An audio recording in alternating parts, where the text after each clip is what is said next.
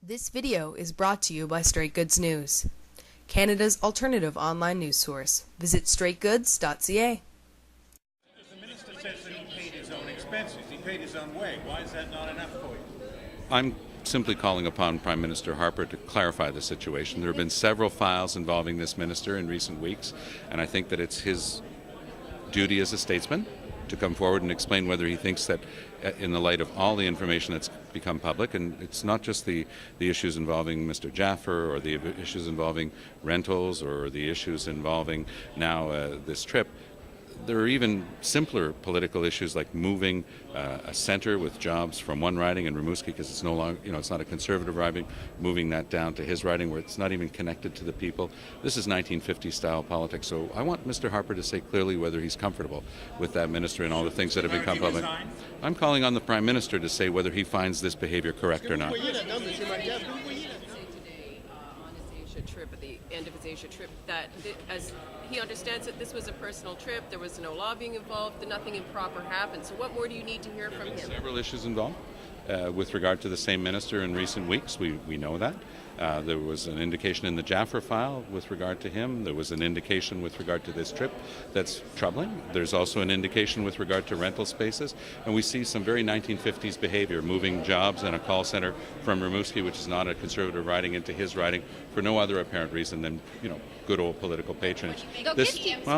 I'm looking forward to having the Prime Minister of Canada here in the Parliament of Canada saying whether or not he considers, with regard to all of those factors, whether or not this minister continues to have his confidence and whether he therefore considers all of this behavior to be acceptable or not. The Immigration Convention is now saying that this, is threatened by a massive, attempt to thwart democracy. Do you have concerns about the legitimacy of the process and the contest that you run? I haven't heard anything from the company, and I'll have to take the time to speak with officers from the party.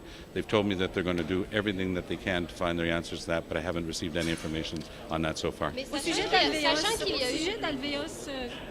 Well, AVEOS is for us a key file. As you saw yesterday in question period, those were the first questions that I asked as the new leader of the opposition was with regard to AVEOS.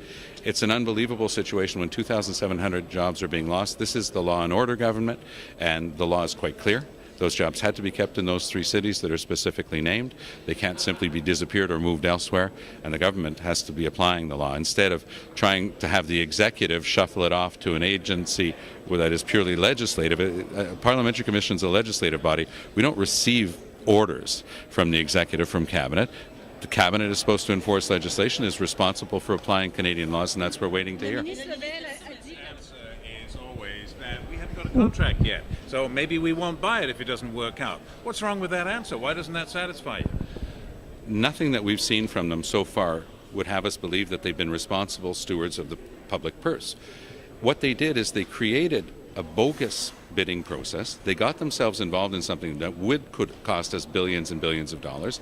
They tried to rig the process by defining something that only one plane could meet. It's a very old strategy in government procurements.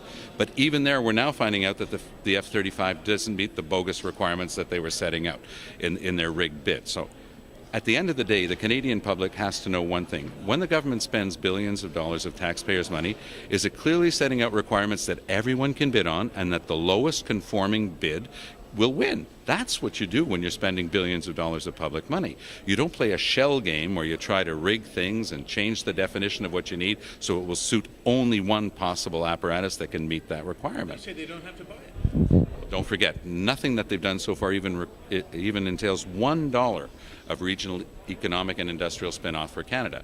They're arguing now that they don't have a firm contract to buy, that they're involved in a process. But again, it's a bit of a mug's game, because they're bringing us down a corridor that can only result in one thing, the purchase of that one thing, because their next argument is going to be, well, 15 years later we can't start changing our mind.